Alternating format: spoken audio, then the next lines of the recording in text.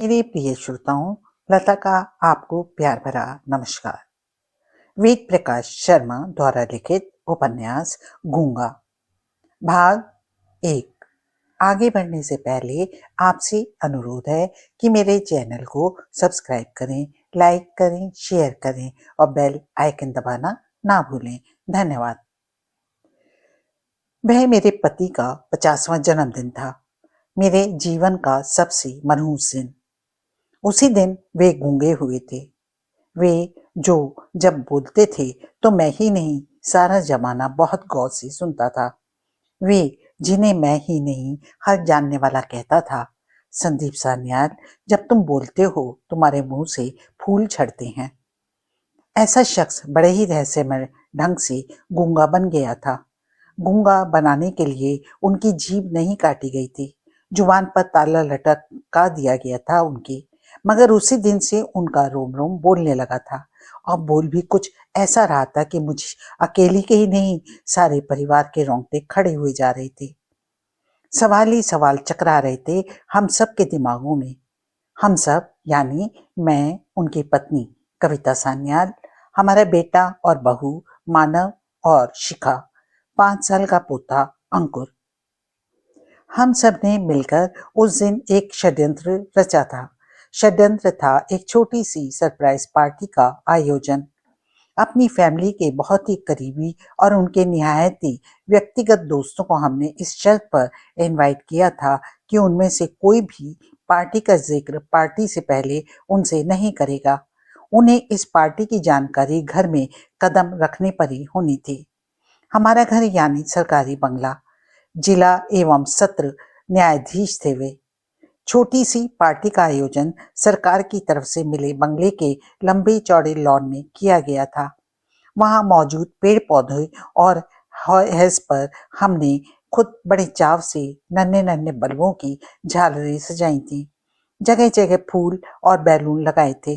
Lawn में 10 गोल मेजें रखी गई थीं। हर मेज के चार तरफ 4 कुर्सियां।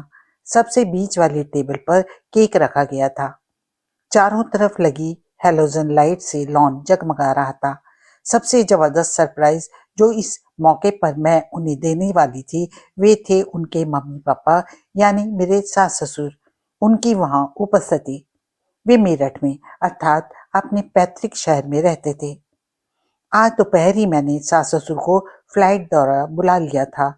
यह बात संदीप को मालूम नहीं थी। मैं जानती थी उन्हें वहां देखकर खुशी से झूम उठेंगे संदीप, और खुशी से झूमा ही तो डालना चाहती थी मैं उन्हें। उन्होंने अनेक बार मुझसे कहा था, कवि, मेरा पहला प्यार मेरी माँ है, तुम मेरा दूसरा प्यार हो। शुरू शुरू में उनकी यह बात शूल बनकर मेरे दिल में चुभ जाया करती थी। शायद हर पत्नी यह चाहती है कि वह अपने पति का पहला प्यार बने, और पति के मुंह से वह सुनना भी यही चाहती है कि तुम मेरा पहला प्यार हो। शायद इसलिए उनका वाक्य मुझे शूल सा चुभता था। परंतु जब मानव का जन्म हुआ, जब जब वह मेरे आंचल में अपना नन्हा सा मुखड़ा छिपाए चैन की नींद सोया, तब तब मुझे एहसास हुआ, सचमुच प्राकृतिक रूप से किसी भी व्यक्ति का पहला प्यार उसकी माँ होती है। पत्नी तक तो मर्द बहुत बाद में पहुंचता है। वहां जो चैन उसे मिलता है वह, बल्कि उससे भी बहुत ज्यादा चैन वह बहुत पहले ही माँ के से पा चुका होता है। अमृत जो पीता है उनसे, वह अमृत जो खून बनकर उसकी रगों में दौड़ने लगता है। मानव ने जब अपने नन्हे नन्हे पैरों से मेरे आंगन में ठुमकना शुरू किया, मुझे परेशान करना शुरू किया, तो लगा संदीप ठीक ही कहते हैं। किसी भी व्यक्ति का पहला प्यार उसकी माँ ही होती है। जब कोई मर्द अपनी पत्नी से कह रहा होता है तुम मेरा पहला हो, तो वह बेवकूफी कर रहा होता है। उसे वास्तविकता का ज्ञान नहीं होता। वो पत्नी को छल रहा होता है, जानबूझकर झूठ बोलकर उसे खुश कर रहा होता है। केवल इसलिए वह सच बोलने की शक्ति नहीं जुटा पाता, क्योंकि जानता है सच सुनकर पत्नी नाराज हो जाएगी। और जब यह एहसास हुआ, जहां भी मेरे पति ने मुझे छला नहीं, मेरी नाराजगी से डरकर कभी झूठ नहीं बोला, तो और ज्यादा प्यार उमड़ा था उन पर। जी चाहता उन्हें दुनिया के सबसे सच्चे पति का दर्जा दे डालूं। खैर, मैं शायद भटक गई हूँ। जिक्र मुझे उनके 50वें जन्मदिन का करना है, अपने जीवन के सबसे मनहूस दिन का। मगर उस दिन का जिक्र करने से पहले शायद यह बता देना निहायत जरूरी है कि मैं एक पढ़ी लिखी औरत हूँ। बाकायदा LLB की डिग्री मेरे पास है। पति को परमेश्वर नहीं अपना दोस्त मानकर इनकी पत्नी बनी थी, परंतु अपने व्यवहार से, अपनी बातों से और मेरे ही नहीं सारे परिवार के प्रति अपने समर्पण से संदीप ने मेरे दिल में जाने कब भगवान का दर्जा हासिल कर लिया था। गुस्सा तो आता ही नहीं था उन्हें। उस मनहूस दिन से पहले कभी किसी से ऊंची आवाज में नहीं बोले। कोई गलती भी कर देता तो प्यार से समझा दिया करते थे। मगर उस दिन तो आग का गोला बन गए थे वे। सोचा था मैंने यह था पहले प्यार को जिसे वे मेरठ में समझ रहे थे, अचानक अपनी आंखों के सामने पाकर मारे खुशी के पागल हो जाएंगे। और जब उन्हें यह पता लगेगा कि यह कौतुक मेरा ही है, तो उनका सारा प्यार मुझ पर बरस पड़ेगा। उनके स्वागत की तैयारियां करती मैं कल्पनाएं कर रही थी। जब वे हर रोज की तरह घर वापस आएंगे तो आम दिनों की तरह ही ड्राइववे पर हल्की सी रोशनी मिलेगी। इमारत के एक आध कमरे की खिड़की से लाइट चल रही होगी। लॉन अंधेरे में डूबा होगा। गाड़ी पोर्च में रुकेगी। उस वक्त तक उन्हें जरा भी इल्म नहीं होगा कि आज यहाँ कोई विशेष आयोजन है। मगर जैसे ही अपना पैर गाड़ी से बाहर निकालकर जमीन पर रखेंगे, एक झटके से सारी लाइट्स ऑन हो जाएंगी। रंग बिरंगी रोशनियों से नहाए फव्वारे आकाश की तरफ उछल पड़ेंगे। चारों तरफ से शोर उठेगा, happy birthday to you, happy birthday to Sandeep. उनकी आंखें देखेंगी लॉन में मौजूद अपने प्रिय चेहरे, कान सुनेंगे तालियों की गड़गड़ाहट। यह कल्पना मुझे बार बार रोमांचित किए दे रही थी कि यह दृश्य उनके चेहरे पर कैसे भाव लाएगा। पहले भी चौंकेंगे, फिर हैरान होंगे, और जब बात समझ में आएगी तो खुशी के जो लक्षण उनके चेहरे पर उभरेंगे, उन्हें देखने के लिए ही तो मैंने ये सब किया है। अपने मम्मी पापा को देखकर तो आश्चर्य से उछली पड़ेंगे वे। चेहरे पर उभरेंगे परम संतुष्टि के भाव। और जब मम्मी बताएंगी कि यह शरारत कविता की है, तो वे अपनी खुशी को छिपा नहीं सकेंगे और घूंसा तान कर दौड़ पड़ेंगे मेरी तरफ। और मैं उन्हें 10 मेजों के बीच 100 चक्कर कटाकर चाहे जितनी तेज दौड़े, मगर हाथ नहीं आऊंगी उनके। अंततः उनके पहले प्यार की बाहों में खुद को छुपा लूंगी। और तब वे मेरी कमर पर एक धौल तक नहीं जमा पाएंगे। सारा लॉन उस वक्त उनके चहेतों के ठहाकों से गूंज रहा होगा। ऐसी सुंदर कल्पनाएं थी मेरी, मगर वैसा कुछ भी तो नहीं हुआ। हुआ कुछ ऐसा जिसकी कल्पना मैंने तो किया, शायद किसी ने भी नहीं की थी। लगभग सभी मेहमान लॉन में पहुंच चुके थे। प्लानिंग के मुताबिक उन सबकी गाड़ियां बंगले से सटे एक मैदान में पार्क कराई गई थी। घर के आसपास ड्राइववे या पोर्च में ऐसा एक भी चिन्ह नहीं था जिससे वहां किसी की मौजूदगी का एहसास होता। अब सब लोग कहने लगे थे, कविता पता तो कर, बर्थडे बॉय कहाँ है? कहीं ऐसा ना हो कि संदीप अचानक आ धमके और हमारा सारा प्लान चौपट हो जाए। मैंने रिस्ट वॉच पर नजर डाली। पूरे कॉन्फिडेंस के साथ कहा, अभी 8 बजे हैं, वे ठीक 8:30 बजे आएंगे। ना 1 मिनट इधर, ना 1 मिनट उधर। अरे भाई, मजिस्ट्रेट हैं, किसी ने कहा, जाने कहाँ फंसा हो, यहाँ वहां से कुछ जल्दी भी छूट सकता है। और नहीं अंकल, मानव ने उसकी बात काटी, ऐसा नहीं हो सकता। वे हेल्थ क्लब से रोज 8:30 बजे ही आते हैं। अंकुर बोला, वैसे भी बड़े पापा बड़ी मम्मी को जो टाइम बताकर गए हैं उससे लेट नहीं हो सकते। चारों तरफ से हंसी के फव्वारे उछले। ये बात तो है, एक मेहमान ने कहा, मजिस्ट्रेट तो बहुत आए गए इस शहर में, मगर पंक्चुअलिटी के मामले में संदीप जैसा नहीं देखा। किसी भी प्रोग्राम में पहुंचने पर घड़ी मिला लो। बेटा किसका है? उनके पहले प्यार ने गर्व से कहा। एक बार फिर चारों तरफ ठहाके गूंज उठे और फिर 8:15 बजे लॉन की सभी लाइट्स ऑफ कर दी गईं। केवल वही लाइट ऑन थी जो संदीप को घर आने पर ऑन मिलती थी। लॉन में करीब 60 लोग थे, मगर सन्नाटा ऐसा जैसे एक मच्छर तक ना हो। सारी कुर्सियां भरी हुई थी। जिन्हें कुर्सी नहीं मिली वे फाउंटेन की बाउंड्री या लॉन की घास पर ही बैठ गए थे। षड्यंत्र में बंगले का स्टाफ भी शामिल था, वह भी जो इस वक्त भारी भरकम लोहे के दरवाजे के इस तरफ बने छोटे से गार्ड रूम में खड़ा गाड़ी का हॉर्न बजने पर गेट खोलने का इंतजार कर रहा था।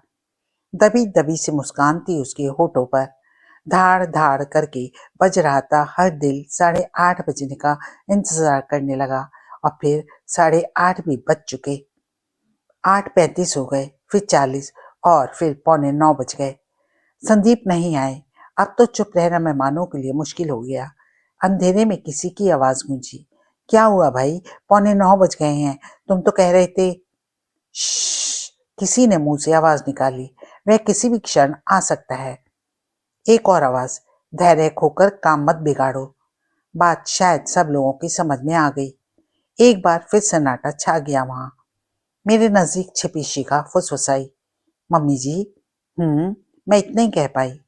कहाँ रह गए पापा, ऐसा तो पहले कभी नहीं हुआ। मैं बड़बड़ाई, उन्हें 2 मिनट भी लेट होने की संभावना लगती थी तो मोबाइल से फोन कर देते थे। आप कीजिए ना, पूछिए तो सही, कहाँ हैं। मैंने अपने हाथ में दबे मोबाइल पर संदीप के मोबाइल का नंबर मिलाया। दूसरी तरफ रिंग जाने लगी। रिंग जाती रही मगर फोन रिसीव नहीं किया गया, बल्कि अंततः काट दिया गया।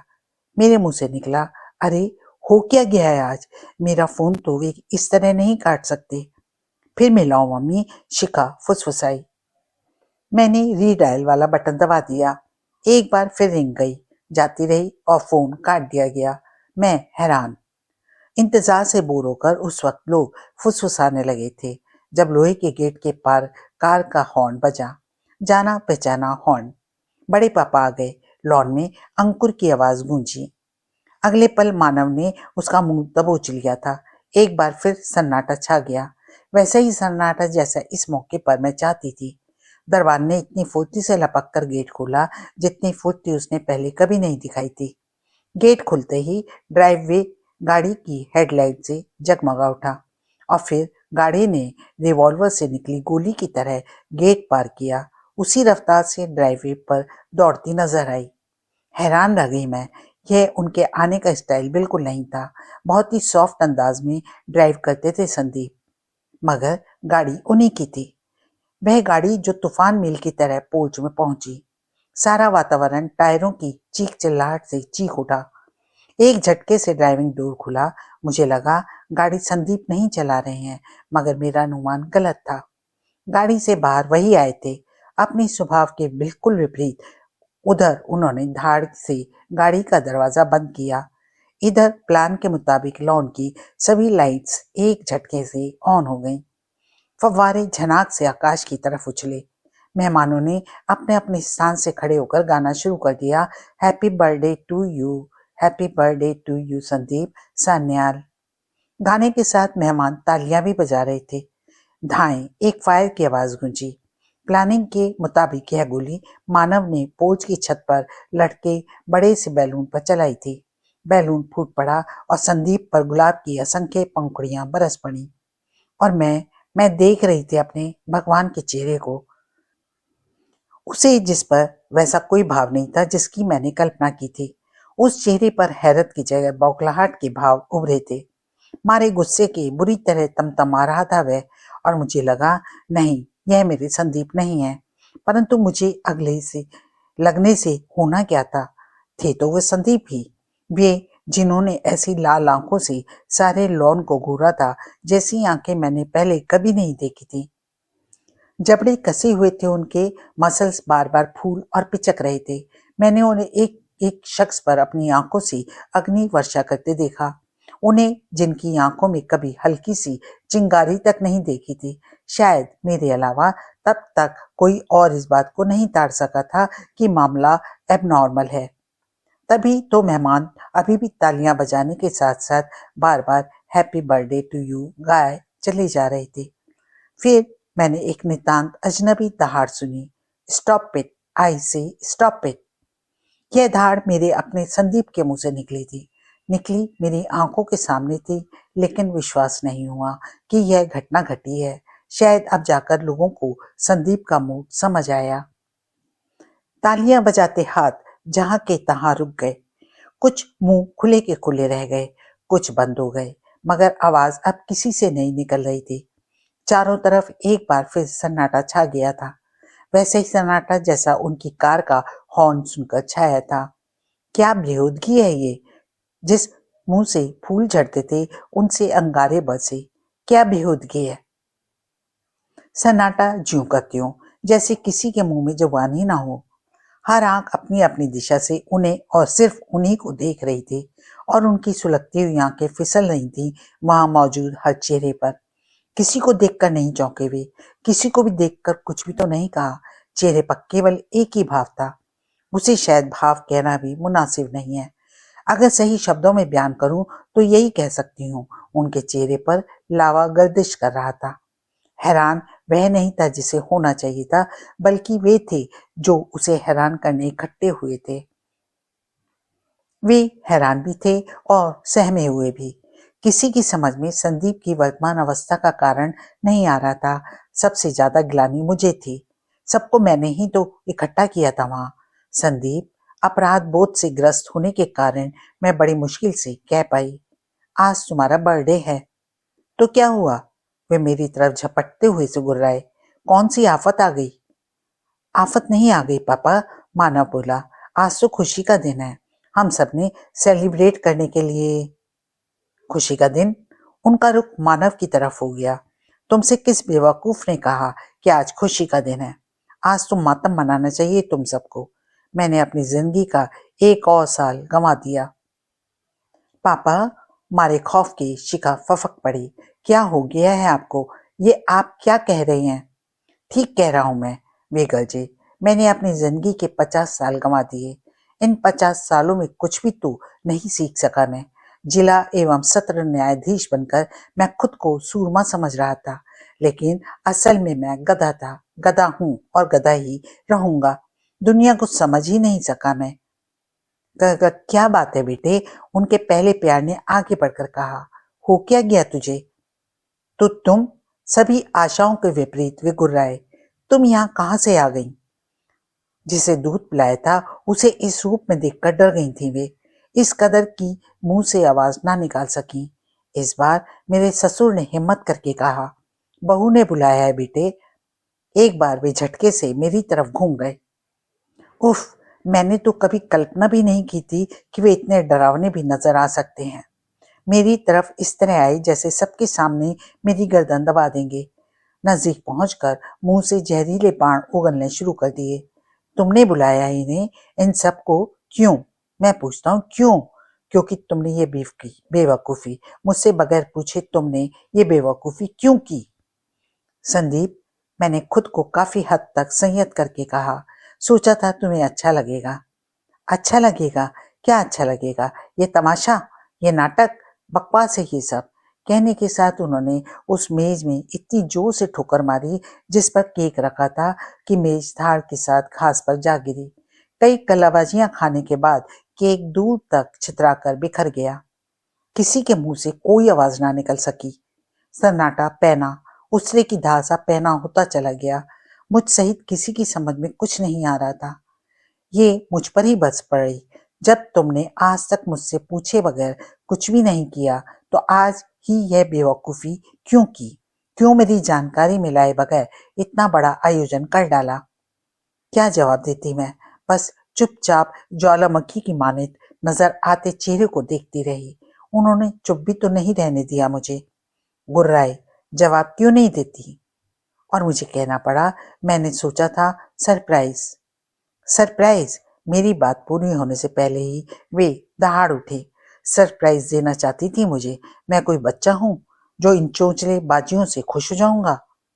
पापा, जवान बेटे का खून भरी महफिल में माँ का अपमान बर्दाश्त ना कर सका।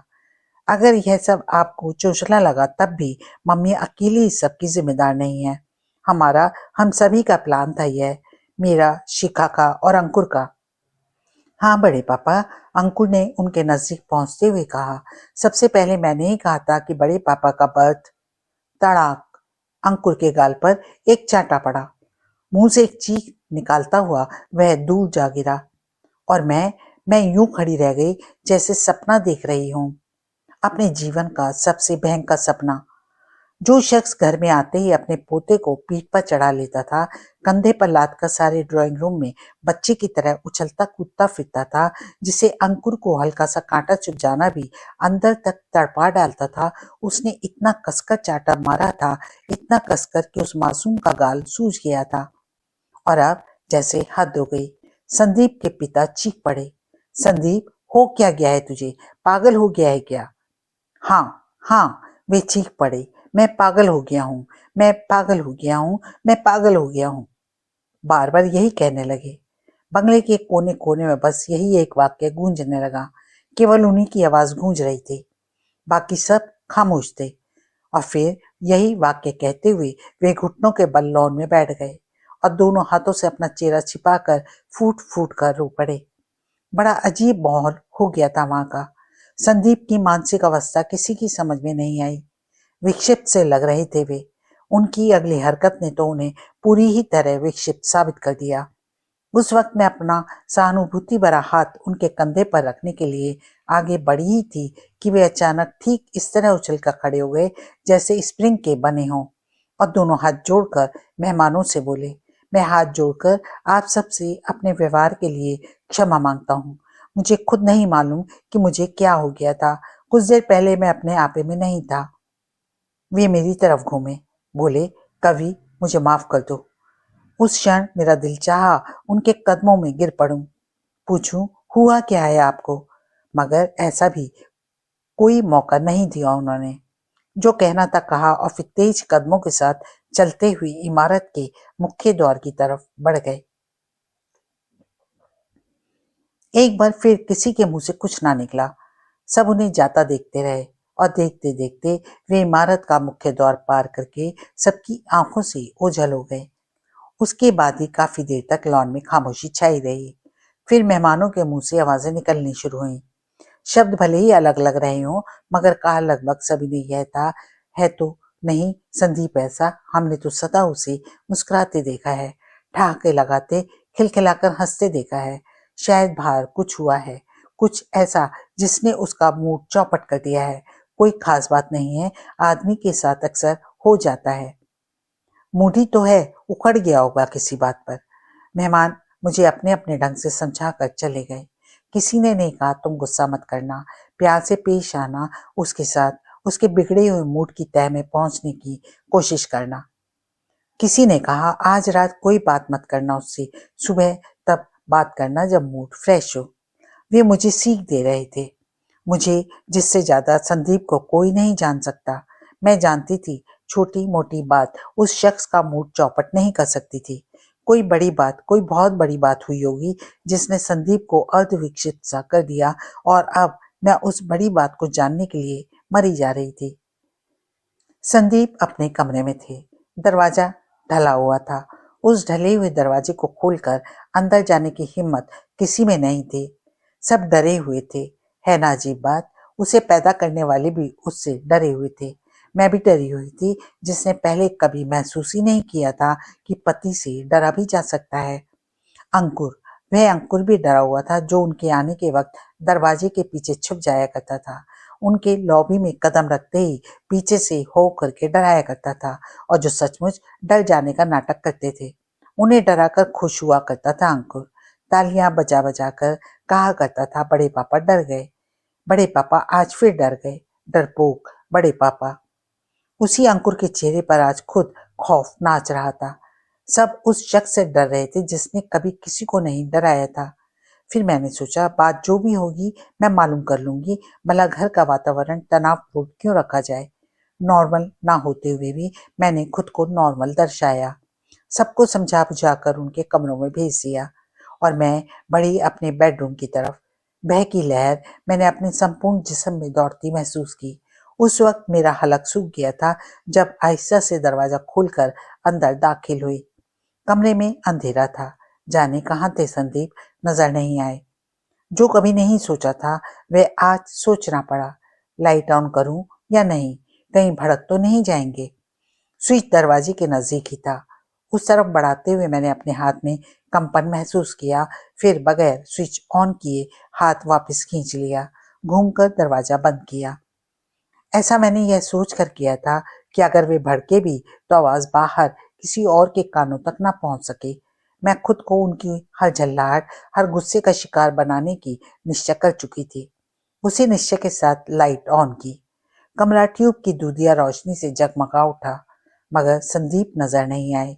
एक पल को तो उन्हें गायब पाकर दिल धक से रह गया, मगर अगले पल चैन की सांस आई। बैल्कनी की तरफ खुलने वाला दरवाजा खुला पड़ा था। तो वहां हैं जनाब, जहां कम से कम रात के वक्त पहले कभी नहीं गए। बैल्कनी में पड़ी कुर्सी का केवल एक ही उपयोग था। सुबह के वक्त वहां बैठकर वे अखबार पढ़ा करते थे, मगर आज वे इस वक्त वहां जा बैठे थे और जनाब सिगार भी पी रहे थे। ऐसा नहीं कि वो स्मोकिंग नहीं करते थे, दिन में 3 सिगार पीना उनका शौक था। पहला नाश्ते के बाद, दूसरा लंच के बाद, तीसरा डिनर के बाद। चौथा सिगार पीते मैंने उन्हें कभी नहीं देखा, मगर आज डिनर लिया कहाँ था उन्होंने। ना खुद लिया था, ना किसी को लेने दिया था। फिर भला वे सिगार कैसे पी सकते हैं। ऐसा सोचकर मैं बैल्कनी के दरवाजे की तरफ बढ़ी। वे कुर्सी पर बैठे थे, पीठ दरवाजे की तरफ। मेरा वह हाथ जो झपट कर उनके किसी भी अंग को छू लेता था, उस वक्त उनके कंधे की तरफ बढ़ता हुआ कांपा। बावजूद इसके कि मुझे उनके कहर और गुस्से का शिकार होना पड़ सकता है, हाथ उनके कंधे पर रख दिया। कुछ भी तो नहीं हुआ। मैं बेवजह डर रही थी। वे ज्यों के त्यों बैठे सिगार पीते रहे। मेरी हिम्मत बढ़ी, हाथ बढ़ाकर उनकी उंगलियों से सिगार खींच लिया। अब भी वैसी कोई प्रतिक्रिया नहीं हुई जैसी कि उम्मीद से मैं डर रही थी। हिम्मत और बढ़ी। कहा, डिनर से पहले आप सिगार कैसे पी सकते हैं। वे अब भी कुछ नहीं बोले। मैंने जला हुआ सिगार ज्यों का त्यों लॉन की तरफ उछाल दिया। उसी समय उन्होंने अपनी जेब से सिगार का पैकेट निकाला।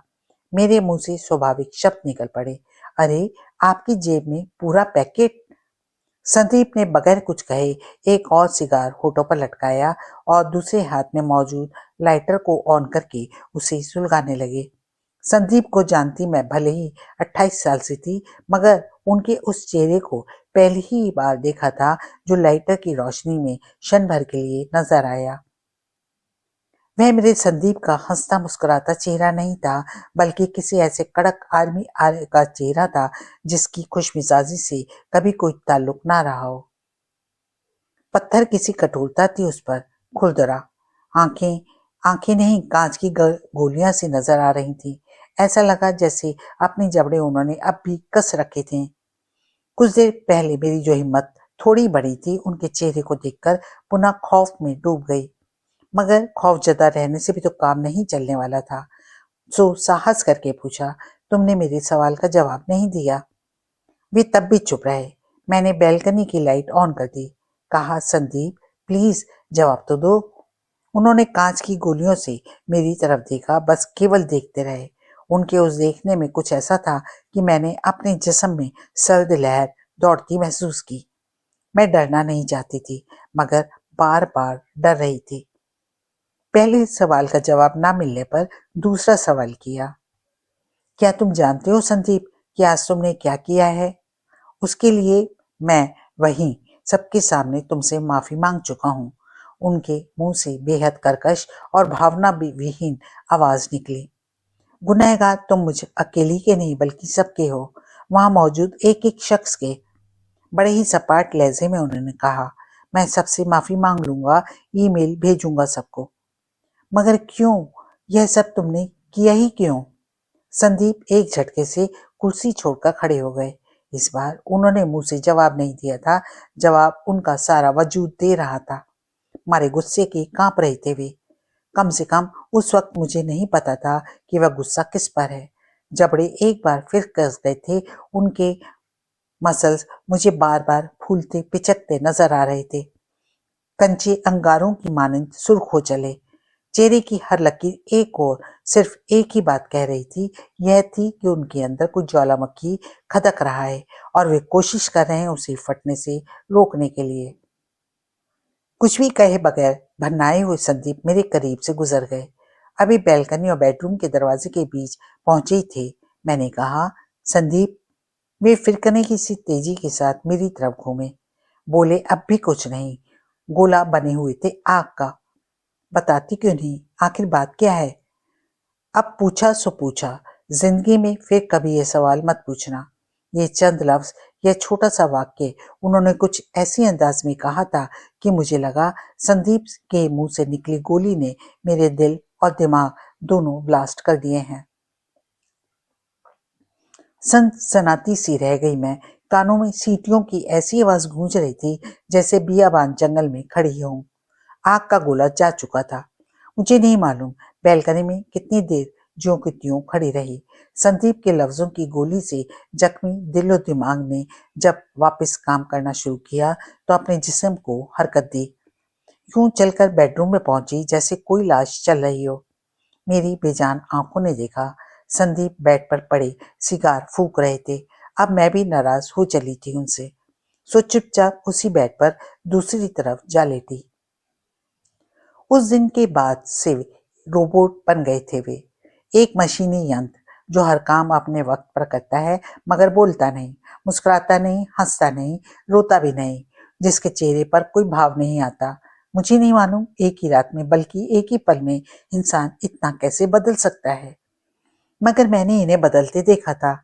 जो चेहरा हर वक्त खिला खिला सा नजर आता था वह पत्थर की तरह सख्त हो गया था। आंखें कंचे बन गई थीं।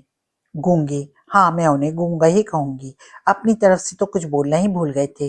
कोई कुछ पूछता तो कम से कम शब्दों में जवाब देते और पुनः होठ कस लेते, कुछ ऐसे अंदाज में कि कुछ और कहने की सामने वाले की हिम्मत ही ना पड़ती। कोई ऐसी बात छिड़ती जिसकी लंबी चलने की संभावना होती तो वो कोई टिप्पणी ना करते, चुपचाप उठकर चले जाते थे वहां से। सब सहमे सहमे से रहने लगे थे, मासूम अंकुर भी। घर का मुखिया ही जब कड़क हेडमास्टर की तरह रहने लगे तो किसमें हिम्मत है जो हंसे बोले। घर की सारी खुशियां, सारे ठहाके, सपनों की बातें हो गई थी। उनसे हंसी मजाक करने की हिम्मत किसी में ना थी तो ना सही। हम सब ने कई बार प्लान बनाकर डाइनिंग टेबल पर आपस में ही चुटकुलेबाजी की कोशिश की, इस उद्देश्य के साथ कि शायद उनके चेहरे से तनाव के लक्षण कम हो सकें। परंतु ऐसे हर मौके पर वे उठकर अपने कमरे में चले गए। अंकुर ने कई बार हमसे अलग अलग मासूम सवाल किए। बड़े पापा को क्या हो गया है? कोई क्या जवाब देता उसे? कौन समझाता कि घर का सदस्य 24 घंटे इसी एक सवाल के जवाब की खोज में है, और जो शख्स इस सवाल का जवाब दे सकता है वह खुद एक बहुत बड़ा सवालिया निशान बन गया है। उसने खुद को ऐसा बना लिया है कि सवाल करने की किसी में हिम्मत ही बाकी नहीं बची है। धीरे धीरे 1 महीना सरक गया। उनके माता पिता को समझा बुझाकर मेरठ भेज दिया गया था। मानव और शिखा लंदन लौट गए। अपने और इनके झमेले को लिखने के चक्कर में मैं शायद यह बताना भूल गई कि मानव सॉफ्टवेयर इंजीनियर है और शिखा के साथ लंदन में सेटल है। अंकुर हमारे पास रहता है। वे 2 महीनों की छुट्टियों पर भारत आए हुए थे, सो लौट गए। मुझे नहीं पता जो बात मैं लिखने जा रही हूँ वह मुझे लिखनी भी चाहिए या नहीं, मगर लगता है उसे लिखे बगैर इनकी मुकम्मल मानसिक अवस्था का चित्रण नहीं कर सकूंगी। वह बात यह है कि इस उम्र में भी हम हफ्ते में एक बार हाम बिस्तर जरूर हुआ करते थे, परंतु वह पूरा महीना यूं ही निकल गया। एक बेड पर सोने के बावजूद संदीप ने मुझे छुआ तक नहीं था। 2 शनिवार इंतजार करने के बाद तीसरे शनिवार जब मैं ही अंधेरे का लाभ उठाकर इनके नजदीक सरक आई तो इन्होंने बड़े ही निर्विकार भाव से मेरी नंगी कलाई अपने सीने से हटाई। नहीं शब्द कहा और करवट लेकर मुझसे दूर हो गए। इन्हें नॉर्मल करने का मेरा यह प्रयास भी धूल चाट गया। सोते कम थे, जागते ज्यादा थे, सिगार पर सिगार पीते रहते। एक दिन तो मेरे ही सामने बैठकर विस्की भी पी। वे विस्की सिर्फ पार्टियों में पीते थे, घर में उस रात से पहले कभी नहीं पी, शायद इसलिए दिल पर घूंसा सा पड़ा। मुंह से इनकार करना चाहा, मगर तभी नजर उनकी आंखों पर पड़ गई और उनमें कुछ ऐसा था कि मुंह के लफ्ज मुंह में ही घुटकर दम तोड़ गए। जाने किसकी नजर लगी थी हमारे घर को कि 24 घंटे केवल सन्नाटा सन्नाटा और सन्नाटा ही पसरा रहता। फिर एक दिन वह था जब मेरे हाथ उनके गूंगेपन के कुछ सूत्र लगने शुरू हुए। सुबह का वक्त, बैल्कनी में बैठे थे, वे अखबार पढ़ रहे थे। मैं चाय लेकर पहुंची तो देखा कुर्सी पर बैठे बैठे सारा जिस्म कांप रहा था उनका। चेहरा कनपट्टियों तक सुर्ख था, जैसे लग रहा था वे अखबार को नहीं, किसी ऐसे मंजर को देख रहे हों जो उनकी धमनियों में बहते लहू को उबाल रहा था। मैं उस वक्त उनके बेहद नजदीक मगर पीछे खड़ी थी। वे देख नहीं पाए थे मुझे, और मैंने देखा दांत पीसते हुए संदीप ने अखबार को अपनी मुट्ठियों में मसल डाला। मैं उनकी हालत देखकर डर गई। घबराहट में मुंह से निकला, संदीप।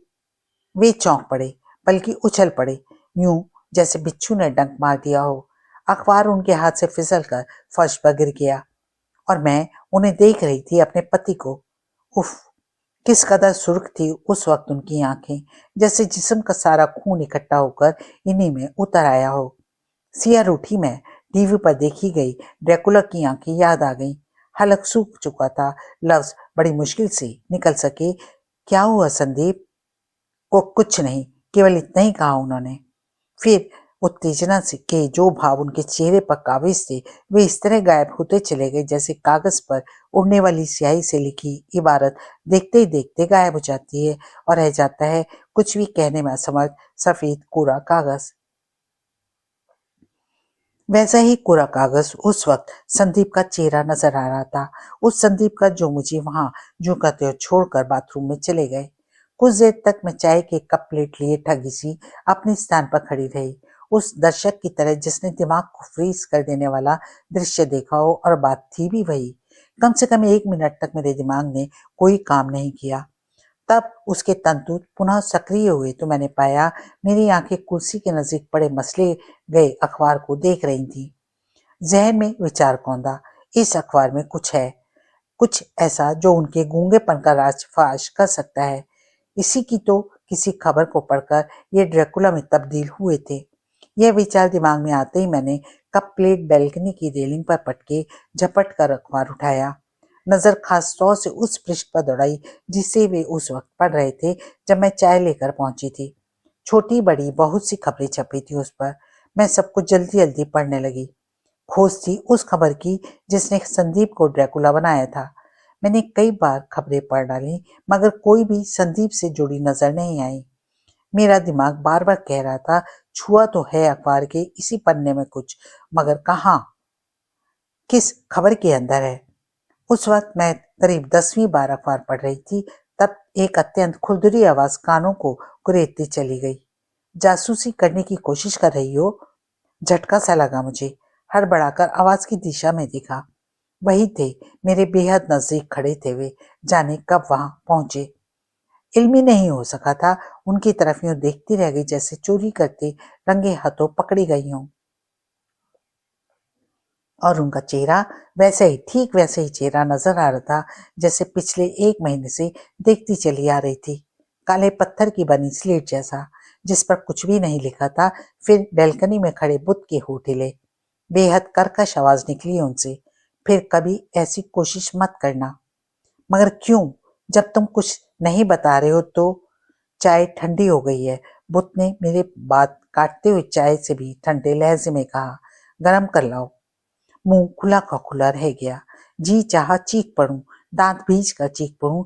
ये सब क्या है संदीप? क्यों मारे सस्पेंस के दिमाग फाड़ डालना चाहते हो तुम मेरा? बताती क्यों नहीं? आखिर बात क्या है? क्यों गूंगे बन गए हो तुम? मगर नहीं, मैं कुछ भी तो नहीं कह सकी। गूंगी तो उन्होंने मुझे भी बना दिया था। कुछ तो उनके अंदर कहने का अंदाज ऐसा था कि पलटकर कुछ कहने की मेरी हिम्मत नहीं हुई, और यह सोचकर चुप रह गई कि इस संबंध में कहा गया मेरा कोई भी शब्द उन्हें पीड़ा पहुंचाएगा। चुपचाप कप प्लेट उठाए और मैं किचन में आ गई। वह चाय सिंक में बहाई और नए सिरे से चाय बनाने में जुट गई। उधर पानी ने गर्म होना शुरू किया, उधर मेरे दिमाग ने कहा, कभी हुक्म देते हैं, अब किया सो किया। फिर कभी ये सवाल मत करना। कभी गुर्राते हैं, जासूसी करने की कोशिश कर रही हो।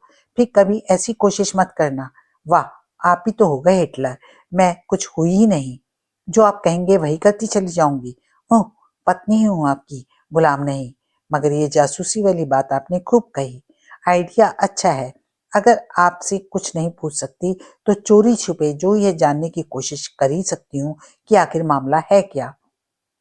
अगर आप इसे जासूसी कहना या करना चाहते हैं तो कहते रहिए। बहरहाल ये जानने का राइट मुझे भी है कि आप पर गुजरी क्या है। पति लोग तो वैसे ही पत्नियों को जासूस कहते हैं। अब जासूस ही बनकर दिखाऊंगी आपको। मेरे इस फैसले का नतीजा था कि मैंने छिपकर उन्हें फोन पर किसी से कहते सुना, आज हम कोर्ट नहीं आएंगे। यह वाक्य कम से कम उस वक्त कोई सूत्र नहीं था जब संदीप द्वारा फोन पर कहा गया था। मैंने सोचा था नहीं होगा आज मूड। चौंकी तब जब जनाब छैला बने ब्रेकफास्ट टेबल पर पहुंचे। छैला से मेरा तात्पर्य है वे कोर्ट जाने वाले अपने पूरे लिबास में थे, हमेशा की तरह चमचमा रहे काले जूते, हंसवी सफेद पतलून, काला कोट, सफेद कमीज और गले में बो। यह तैयारी तो कोर्ट जाने की थी, जबकि अपनी पहली जासूसी हरकत से मैंने ये जाना था कि आज हजूर कोर्ट नहीं जा रहे हैं। जी चाह कहूं आपने तो अभी अभी फोन पर, मगर अपना यह विचार मैंने तुरंत स्थगित कर दिया। ऐसा कुछ भी कहने का मतलब था अपनी जासूसी की पोल खोल देना। जरूरत ही क्या थी यह बेवकूफाना बात कहने की। जाहिर तो है यहाँ नाटक कोर्ट जाने का कर रहे हैं, जबकि वास्तव में वहां नहीं जा रहे। तो फिर कहाँ जा रहे हैं? मेरी जासूसी का अगला स्टेप यही पता लगाना होना चाहिए। ऐसा फैसला करते ही मेरा दिमाग बड़ी तेजी के साथ काम करने लगा। कैसे कैसे पता लगाया जाए संदीप कहाँ जा रहे हैं?